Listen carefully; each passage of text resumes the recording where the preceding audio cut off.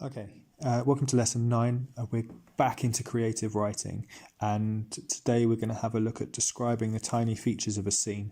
So moving from our first paragraph where we describe the sky to our second paragraph. Okay, so just so that we're really clear, moving from sky, try a different pen, moving from sky in P1 to tiny features in paragraph 2, and that's what we're focusing on today, paragraph 2. So our learning objective is to describe the tiny features at the beach in order to paint a detailed picture of a child's fascination. So we're using the poem from the other day, Maggie, Millie, Molly and May is our inspiration. This idea that children at the beach experiencing new things and also being completely fascinated by their environment. We want to make sure that we're thinking about using the vocab tangible, intangible, permanent and ephemeral, but also any other vocab that you've been taught this half term. Now, you'll see the scene that I'm talking about. It's been dropped into the chat. It's of that quite busy beach scene with the pier and the pebbles. And this is the opening paragraph on the sky that I wrote to kind of give you a flavour of the kind of thing that we're thinking about for paragraph 1. Remember, you're writing paragraph 2. So, laughter, chaotic laughter. The sky was laughing kindly and loudly, generously and freely. So we have our extended metaphor here of the sky laughing. Okay, we've personified it. It's like it's a person, as if it's alive. It winked down, eyes sparkling and creasing with glee. Okay, we've got this verb and verb, just as I taught you before. Glinting with joy. The clouds were eyebrows, raised in infinite happiness. Childishly, innocently, freely. The sky played with the birds that skillfully flew through it as the waves lapped lazily at its feet. It chuckled softly, its giggles whispering in the wind. Contentment dominated the beach. Freedom reigned. So that's our first paragraph on sky. Okay, so this is para 1. Okay, that's checked off, that's done. You don't need to copy that down. That's just my piece of writing that follows the same formula that I've taught you last week and the week before. Okay, now I want to teach you something new. We're going to shift focus in our second paragraph. So our second paragraph is going to focus very much on the tiny details.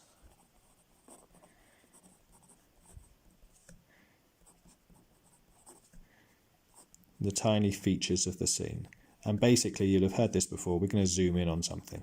But I'm going to show you a really precise way to zoom in on things that I think works well. So, the first part of this is something that I'm going to do. So I'm just going to label it super clearly, I do, so you know that this is me.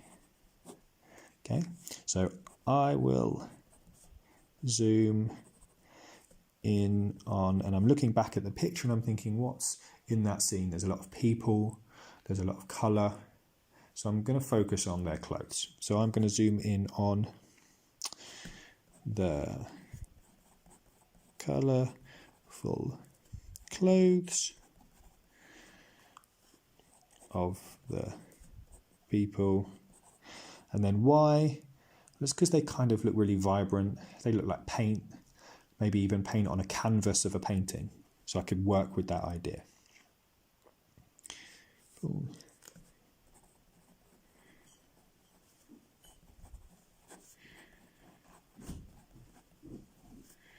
Because they look like bits of paint on a canvas. Okay, well, the next bit, this is what I want you to do. Okay? I want you to do the same. You write this sentence. I will zoom in on, and you tell me what detail you will zoom in on. Okay? Give yourself a minute to do that. Pause the video if necessary. And then when you're ready, you've thought of something, press play again. Okay. So, very, very similar to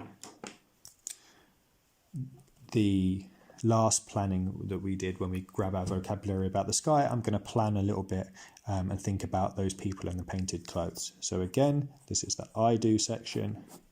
Okay, and I'm thinking about the people, and I'm thinking how that they're like painted colours on canvas, right? Something that an artist has painted. And so I'm going to grab myself at least 8 pieces of vocab, and I'm going to start this idea of it being on a canvas because I like that. I know I've written it down anyway, but I'm going to use that word canvas. And then what do you do with a canvas? You use a paintbrush. So maybe I'm thinking of, the brush strokes that make up a painting. I'm thinking of the different colours.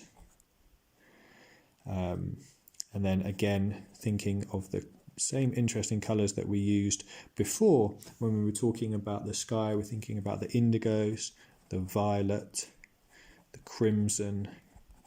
Interesting colours that are a bit different. Okay, and those colours, they can make up a palette. Your colour palette, if you're an artist, if you do art, you know that's where you keep all of your colours on like a flat dish in order to be able to paint effectively. Then also you might smudge them together or mix them together. Some of that paint might get splashed. Some of the images might be clear or unclear, or even better, they might be tangible or they might be intangible, the images that I create with them. I guess some of those images that create might seem quite permanent, and others might seem quite ephemeral. And then the scene that we create with all those people around, is it a calm scene? Maybe it's children relaxed. Maybe it could also be chaotic. And lots of action happening at once. It might be quite blurred or blurry. So these are mine. Okay, what I want you to do now is the same thing. This is the you do section. And I want you to list at least 8 different words or colours or ideas to do with your thing that you're going to zoom in on, your tiny detail. So this is the you do, and then your tiny detail here. You decide what you're going to focus on, and you want at least 8. And of course, feel free to reuse any of the vocabulary that we've taught you, any of the words from last lesson, any of the words from any of the writing lessons we've done before.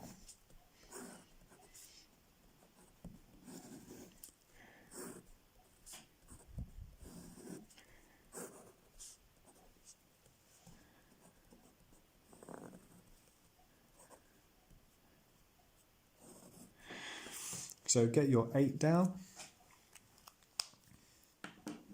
Again, pause it. That's completely fine. And then I'm going to show you exactly what I want you to do with it and a very specific way that I want you to do it.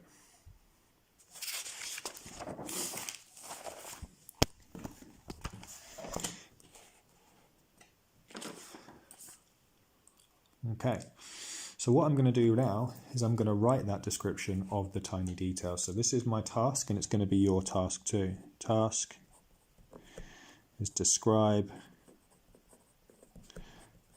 the tiny features on the beach that might fascinate Maggie, Millie, Molly or May or Tom or Harry or Bob or Jack or whoever is there. Okay, and what is it that grabs their eyes? Describe it in a way that makes it really interesting and fascinating to them. So describe the tiny features on the beach that fascinate a child. Okay, you're really painting me a picture with your words.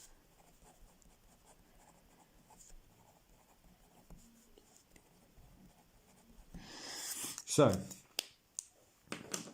what I'm going to try and do is I'm going to make it even clearer, right? So this is my key. This is going to tell you why I'm writing in specific colours. So orange here is going to be, these are the structural things that you have to do. So these are the sentence starters. You have to use these phrases when you write. So all of those will be in orange. Okay, any words in green will be versatile vocab that I have taught you. And then anything in blue are words, ideas from the plan. Okay, so if you're not sure why something is in a particular colour, that's the reason. Everything else I write, I'm just going to make up as I go along, will be in black. So, we'll start in orange. So we'll always start with on the for our tiny features. And on the canvas was what I planned to say the beach was. On the canvas of the sand lay a chaotic blur of colour.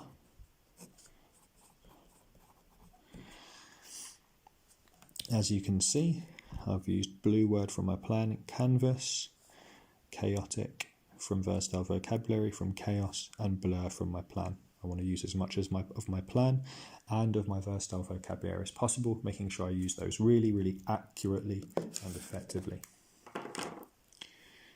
Each piece of clothing was a printed mark. This idea that it's almost been done with a stamp. A printed mark, a tangible coloured stamp.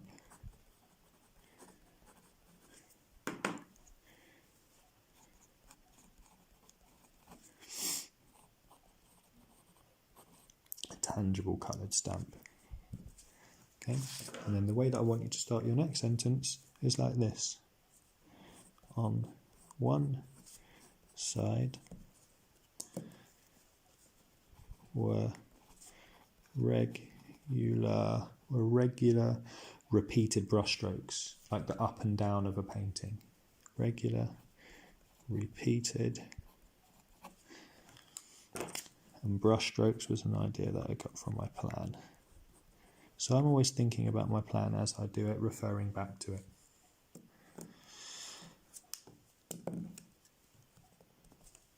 Then I'm thinking on the other side. So that's another one of my sentence starters that you have to have. On the one side were regular repeated brushstrokes. On the other side were more, what were these marks like? They were more irregular. They weren't regular, they were irregular. Were more irregular. And were they tangible? Well, they were less tangible. I couldn't quite make them out. So irregular, intangible. And that should be in green because that's my versatile vocabulary. So get that right. Intangible. Smudges. Smudges, however, was on my plan. Smudges. They were almost splashes of electricity. Now I like that.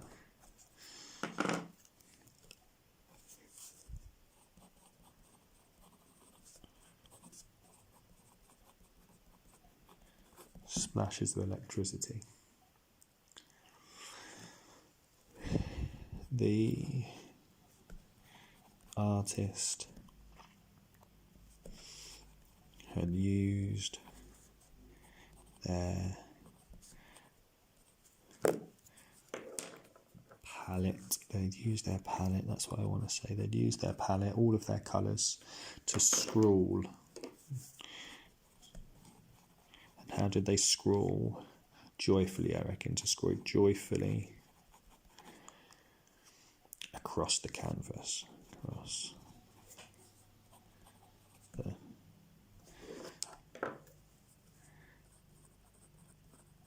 canvas. Okay, so I'm slowly building up from my sentence starters, using all of my vocab as I go along the canvas.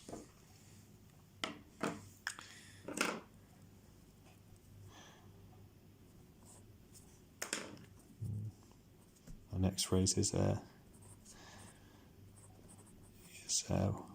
one of my sentence starters as well. Actually, you can use it in the middle too, as I'm doing here, on which there was, what was there on this canvas? Energy, freedom. There was energy and freedom.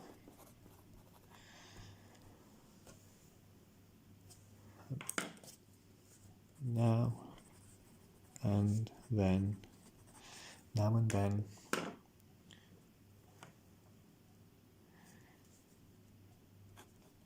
people like shapes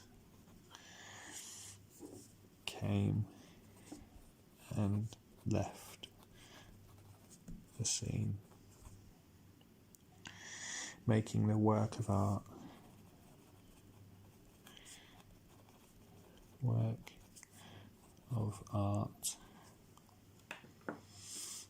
as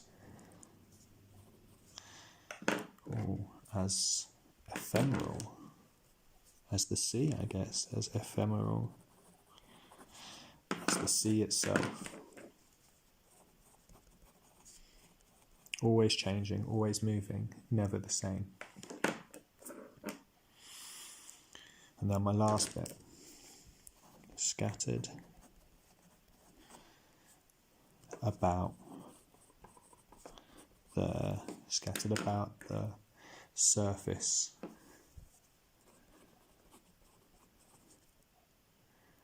were breathless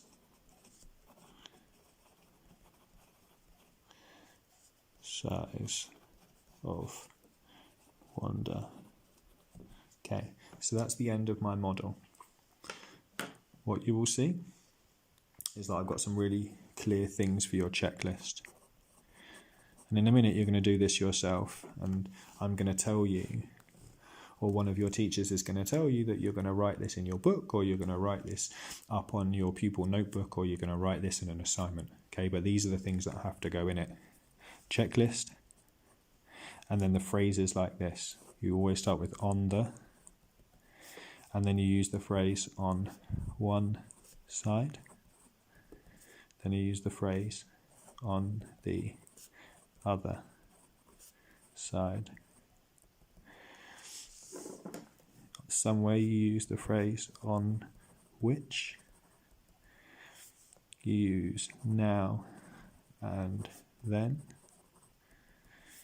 you use scattered about the, and then you intersperse that with vocabulary, because vocabulary is where you're going to pick up those marks. Okay, that's your checklist. Follow the next instruction.